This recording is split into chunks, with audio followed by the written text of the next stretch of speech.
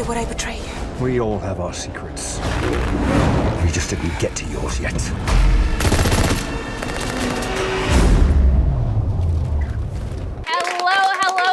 And welcome to Behind the Movie for No Time to Die.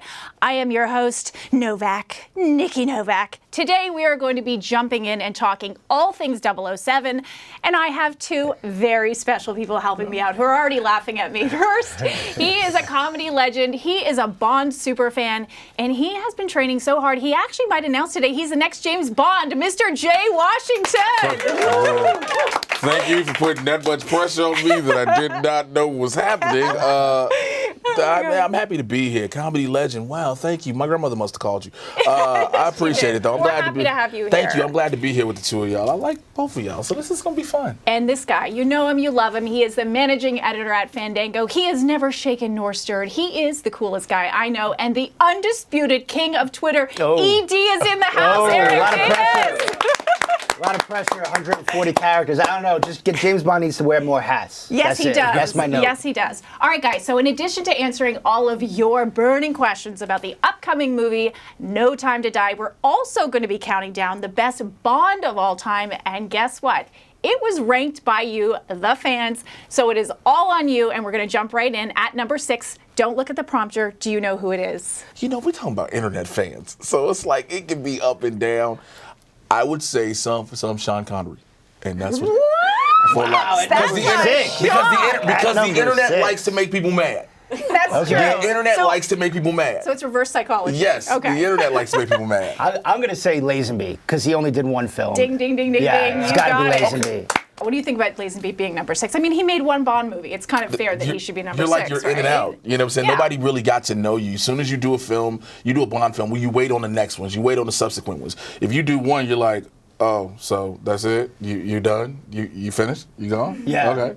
It's a great film, though, on Her Majesty's Secret Service, and I think what a lot of people don't realize about that film is just how much it inspired Daniel Craig's version of Bond. You know, Lazenby is a Bond that's vulnerable. He falls in love. The love that he has dies, and he has to deal with that and come to terms with that, which we kind of saw from Casino Royale. Wow. So I think a lot of those old sort of, those old Bond movies are really inspiring what people are watching today. And so go back, if you haven't seen the Lazenby movie, go back and watch it. Okay, so we're going to jump in with my first question to you guys. This is reported to be one of the most expensive Bond movies ever made. Reported $250 million budget, which is insane. Is this going to be the best Bond movie of all time? Eric, what do you say? It better be good. Better be for $250 million. I'd say, be good. Be good. Just for the cars. You know what? I'm a big fan of this film's director, Cary Fukunaga. I think he does great work, and I think he's going to be a great addition to the lexicon of Bond directors. I think the stunts look good. I think they're putting Bond in interesting scenarios. I think it's Daniel Craig's last Bond, so they can really kind of push it and take risks with it. And so, yeah, I think it's going to be good. I think, will it be among the best of Daniel Craig's films? I would say yes. Yeah. It seems like with Daniel Craig, every other Bond film is really good, and the ones in between aren't so good. Right. Okay. And so I think we are now 2 away from Skyfall, which was the last, I think, really great Bond movie. Agreed. And so I think this one will be good. What do you think, Jay? I think it literally all depends on how this film ends. Because you can put this magnificent budget behind it. Mm-hmm. We can see these cars, these drive scenes, these explosions, all of this. Like you said, the different scenes and the scenarios you put Bond in. But the way this film wraps up, because it being Daniel Craig's last film, and we know it. It'd be a different story if we didn't know. If it was all of a sudden we have this movie and then afterwards he announces, I'm done as Bond. But we know this is the end. end. But he has said this before. He has said before that he's done it. Sometimes they're just, I think they're tired. And they say that when they finish filming the last one, and then you give them a couple years and they go, I'm kind of ready again. I mean, he broke his ankle, messed his leg up or something like that while filming this. And so, but now he's able to be more laid back with the Knives Out franchise. So now he can go to that. This depends on how this movie ends, how you wrap this up. Do you conclude him as Bond actually dying or just going away? Okay. Do you have the mantle being taken over and things like that? That's what's going to be the thing that solidifies. Okay, we're going to get to where Bond is going, but first I want to ask you guys, Phoebe Waller-Bridge was brought in as a writer for this. Yes, applause for Phoebe. We love her. She wrote Killing Eve. You know, we know she's great with Fleabag. What do you think, why did they bring her on? What is she going to bring to this film? I think there's multiple women that they're juggling in this film between Lashana Lynch and Ana de Armas and Léa Seydoux. And so I feel like they brought her in because she's really great at writing complex female characters. You know, people who are funny and a little, adventurous and, a little badass, and maybe there's mystery behind them. And I think she is really great and maybe one of the best right now at writing those kind of complex, complicated characters. And so I think she is going to bring a really great freshness to the Bond films, and so I can't wait to see, and I think we'll be able to see what her contributions are as the story unfolds. I have a question for you. Shoot. Because, I love Daniel Craig in Knives Out. I love the humor that he brought to it. Even though he played the character so straight, do you think Phoebe's going to write more humor That's in for exactly him? what she's going to do, because everything you just said is already there with the majority of these characters. If you look at it, look at Naomi Harris's Moneypenny. Like, you didn't know she was going to be Moneypenny till the end when she finally said, "My name's Eve Moneypenny." There's different things you get about it. You got the complexity of these characters, but there's going to be way more humor than we've ever seen in any of these other films. Like, we see little jabs and little jokes here and there, but it'll be layered in more. And like you said, these female characters, they definitely give it. In some of the moments, you'd be like, oh, she's being funny right now when she's blowing something up. So I think we're going to get that out of it. It's going to be a great thing. I want some of those Roger Moore one-liners coming back. Okay, we're going to go back to our countdown of the best Bond of all time, voted by you, coming in at number 5. Timothy Dalton was at number 5. What do we think? First, we had some comments on Facebook. Nathan said, I like Timothy Dalton quite a bit, maybe even more than Craig. That's huge. Maybe it was his messy hair or the way he says Bond, James Bond without taking a pause, but I thought he was pretty tough. What do you guys think? I like Timothy Dalton. That's why I was so happy when he was cast as the chief in Doom Patrol. I loved his Bond. Yeah. Because you're like, yo, you get this Bond as a comic book character now. And so I love what he brought in those films. So yeah, 5, it's low for me, but I get it. I'm a Dalton fan. Yeah, I mean, he only did a couple of Bond films, and he was coming after Roger Moore, who was a little bit more comical and goofy. And so I think people were looking for Dalton, who brought the grittiness back to Bond. Yes. He was rough around the edges. He was kind of didn't want to be Bond. He was closer to what Ian Fleming's version of Bond was in those books. And so I think that's why people like him. But yes, again, it makes sense for the survey because he's only been in a couple. So people didn't really get used to him. But check out The Living Daylights. I think that's my favorite. It's weird because real quick, it seems like the way the fans are voting on this, like if you did a minimal amount of numbers, you go from the bottom to the top. You know what I'm saying? That's how you're getting raised up out. If you did at least 5 films, you're higher in the numbers, True. I can't wait to see the way the rest of it pans out. So we talked a little bit about this already, but is this Daniel Craig's last go? Is he coming back again? What do you think, Eric? I think this is it for him. Yeah. I think he's made it pretty clear that he's done with this character. This is a character, he's been playing this character for like a decade, and I think he wants to move on. And I think we're ready for him to move on. We're ready for the next chapter in the James Bond saga, whatever that may be. And so I think this will be his last one, and I hope they make it memorable. I hope they do something with this performance that we've never seen from Bond. I don't know if they would kill him. I don't know if they would kill a James Bond. That is the rumor. But I think they may do it. I think they have to. I think you have to. Well, they say an emotional conclusion. To me, that means it's may happen. Yeah, because we've already seen the I go away and retire, I live this beautiful life. Unfortunately, and it sounds morbid, you have to see him die. But you have to see him die in a way that has all these stakes behind it. It can't just be that was very uninspiring, and uneventful, where it's a death and you're just like, oh, he just got shot in the chest real quick. That was it? Like, that's it? You want to have something behind it where when you see it, you are almost in tears in the theater. Well, I think what would be great is if they sort of mirrored the Casino Royale. So instead of him, looking over this love that just died, it's the person that he loved, like a Léa Seydoux, looking over him as he dies. And so it might be good if they mirrored that, finale of Casino Royale, and that would tie all of the films together, because we've never had one of his loves mourning his love. You have to see him die, because we know from Skyfall, does he ever really die? When he fell off the train, I thought that was it. Like, how do you kill him? How do you kill James Bond? He was out in paradise, chilling, getting drunk afterwards. We've never seen a Bond die. Okay, back to your favorite Bonds. Coming in at number 4, Roger Moore. Okay. Roger Moore. Yeah. He's one of my favorite. I love him. Lana says, I always liked Roger Moore. Very cool, very suave, very sophisticated. I agree. What do you guys think about him? being at number 4. He's the man a lot of people grew up with James Bond Yeah. with. Me. So yeah, a lot of people were like, "Yo, Roger Moore is my dude."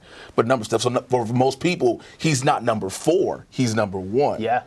But that's how he is. He's the person introduced. Like, yo, this is Roger Moore. This is that Bond, James Bond. Yeah, he was funny. He was a funnier Bond. The films were funnier. They were lighter. My first 2 Bond films were Octopussy and A View to a Kill. So I definitely think, his Bond went to outer space in Moonraker. Not everybody was happy about that. I was actually pretty well reviewed at the time. And so I think they really kind of took liberties with his Bond and said, what could James Bond be if we kind of went a little bit lighter and got a little crazier? He could go to space. He was one of my favorites. I really liked him. Okay, let's talk about villains for a second. When I heard Rami Malek was going to be the villain in this movie, I was like, this is the best announcement I think I've ever heard in film history. What do you think he's going to bring to this, and is he going to be the best Bond villain of all time? Best Bond villain is hard. So I had a couple of theories. I was like, maybe he could be Silva's kid that we didn't know he might have had, some connection to Mr. White, but everybody's rumoring he's the next Dr. No, which I think would be perfect because you'll have a little spin of it because you see the burns on his face, but Dr. No had prosthetic hands, and maybe at some point in the film he'll have those prosthetic hands. So I'm thinking he might be Dr. No because Dr. No also has a connection to Spectre, which we know is still going on. So that can open up a world, and again, you can have him going forward. You get rid of Daniel Craig, not saying get rid of him, but you remove Daniel Craig from the equation. Now you have Rami Malek as this villain to carry over for maybe 1 or 2 films. Yeah, it's almost like you're resetting Bond in a way and going all the way back to the beginning and then kind of rebooting all of those classic villains, Then they can bring Jaws back and they can, start with Rami. And I mean, Rami is a terrific actor. He's an Oscar winner now, and I think he really brings it, And I think Bond villains are maniacal. They want to destroy the world, and they could be a little bit cliched and cookie cutter at times. And so I think, what does he bring to it? What kind of gravitas does he bring to it? And of course, these villains all have personal connections to Bond. What is that connection and how does that play out throughout the film? But I love the crazy Phantom of the Opera mask that he's wearing and, here for the mask. decorate him up. Any kind of gadgets and crazy looks that they can give these Bond villains, those are the ones that I remember the most is when you can look at them and just instantly they're iconic. And I think Rami could do it. Yeah, and I think they've teased. They've said, wait till you see how maniacal this villain is going to be. Okay, back to the fan poll coming in at number 3 for your 3rd favorite Bond of all time, Pierce Brosnan. The Bond who was more about sex than solving crime.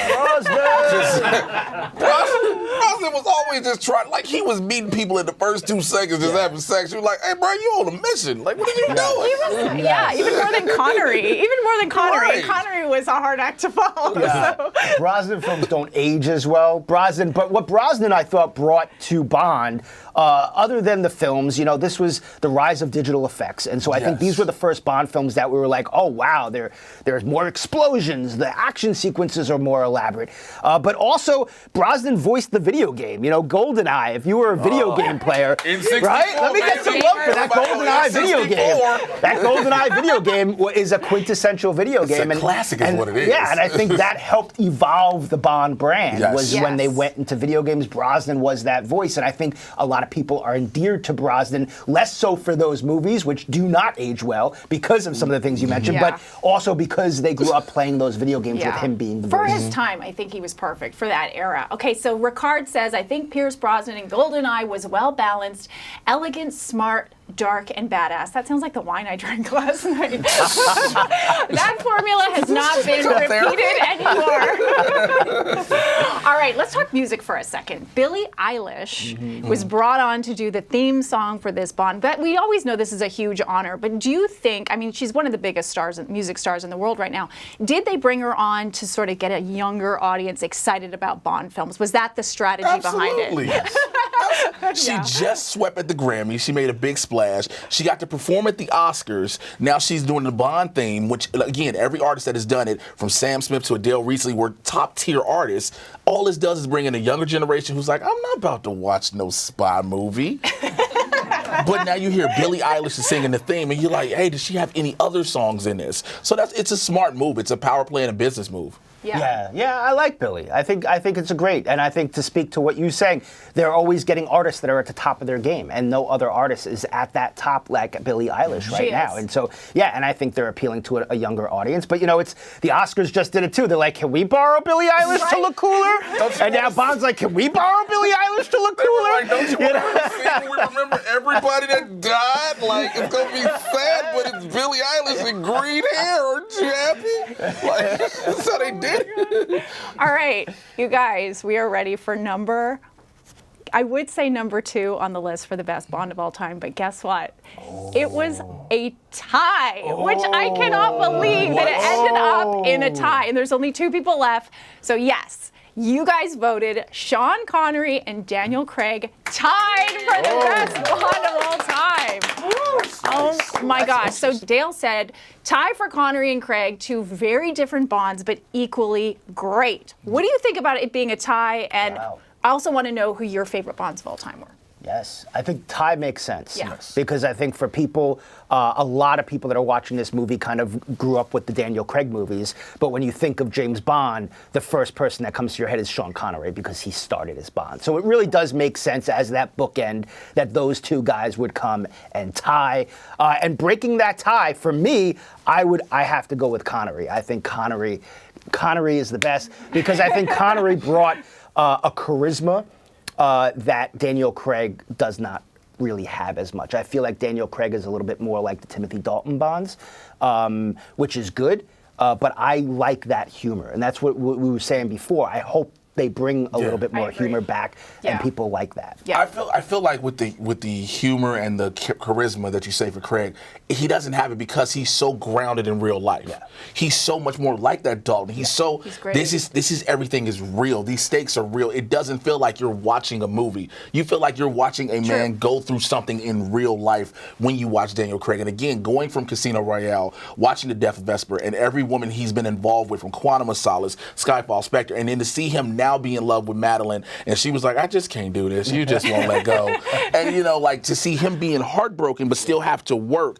It's that's the thing about Craig for me. Again, I understand the tie completely. Yeah. I do, but I think the charisma is a different level where you say from Connery to Craig. Yeah. I'm going to break the tie between the 2 of you, and I'm going to say Connery. I'm saying Connery. You high-fived the man. I'm saying Connery, although I do really love Daniel Craig, but Connery to me was just like the quintessential, and that's what I love, is when he just had that charisma, and he had that, you just never knew what was going to happen, but he was able to bring the mystery. What I love, though, is that Sean Connery has said how much he loves Daniel Craig as Bond, that he's given him the props. But that's the thing, he's the international man of mystery. He can blend into any kind of situation. Sean Connery was that. Daniel Craig's bit of a grump. Daniel Craig looked like you give Daniel Craig a basic North Face jacket, he blends in everywhere. Act like you can't. You be like, who is dude? Like, have you ever seen him in Starbucks in West Hollywood in a North Face jacket? He does not blend in. There is no way. Like, I think I know that hair. Like. All right, what do you guys think, though? Let's talk about the future of Bond. Obviously, I think we pretty much think this is going to be Daniel Craig's last Bond. Where do you see the franchise going? And here's the burning question that people have been speculating. Are they going to introduce the next 007 in No Time to Die? I think they have to. Because again, with Craig leaving, that leaves a big gap. And I don't think everybody wants to play the wait game of who's going to be the next 007. When are they going to finally announce it? If you announce it in this film, then you can have the whole James Bond will return or 007 will return. And that's being if Lashana Lynch, because I believe she's 004 or something. Yeah. She's 004. Yeah. But everybody's speculating that it could be a woman. Now, Idris Elba at first was rumored to be it, but he was like, I don't want to be known as the black James Bond. I just want to be known as James Bond. So whoever takes that mantle has a heavy shoes to fill. But also, I do hope they go in a completely different direction just to make the internet mad at some point. Here's why. If you pick a woman, the internet loses its mind. off jump. If you pick anyone else but the typical James Bond prototype, the internet loses its mind. Yeah. But the thing of the internet losing its mind is they forget that a world of possibilities are now open, more than what you've seen before throughout Bond history. Yeah. It doesn't take away the legacy of the character and what this character is known for. It just adds an extra layer, an extra element to it. So who's your choice? Who would you like it to be? How are you going to make the internet mad here? I give it to Lashana Lynch with no problem. Because if you want to change things up, have M be woman, have Q be a woman, you have Moneypenny still, and then make Bond a woman. It changes the dichotomy of what MI6 is, but it keeps the same flair going. And if you brought Phoebe Waller-Bridge on for a reason, now you're trying to see what she can build in this universe, and you go forward with her. Yeah, no, I think it makes a lot of sense. I mean, what I want to see is I want to see them end this storyline. I don't want this storyline to continue. I kind of want to go back to the one-offs. I would love to see some one-off Bond movies where you get somebody like the Safdie brothers to do a one-off Bond movie, you know, and to see what it looks through the lens. I'm watching a lot of Uncut Gems right now. I'm not saying Adam Sandler should be the next Bond, but I'm saying I'd love to see what like a piece of pie? I felt like that was just it was an open window for it. I'm sorry. That would be rough. The internet would go crazy. They love the Sandman, but that would be a reach. But I do think I would love to see them take like a hot director and just one movie and just one-off Bonds. But we're really into these interconnected storylines right now. And who should be the next Bond, I don't know. I am of the opinion where it's like, let the next James Bond movie, maybe there's like more than one James Bond. Maybe James Bond isn't an individual, but it's a moniker. And maybe this film kind of tells you about that. Going all the way back to the beginning of this conversation, the George Lazenby movie, they always say that movie, he breaks the fourth wall. And he's like, the other fella never had to go through this. And a lot of people say he's breaking the fourth wall, he's referring to James Bond. But what if in that moment he's referring to the fact that there are other James Bonds in the world? So you're saying that 007 isn't just a moniker, but James Bond. Is a moniker. Wow. And what if the next movie there were 5 James Bonds? So you're saying we'll find out Daniel Craig's real name is Maurice? Maybe. Maybe.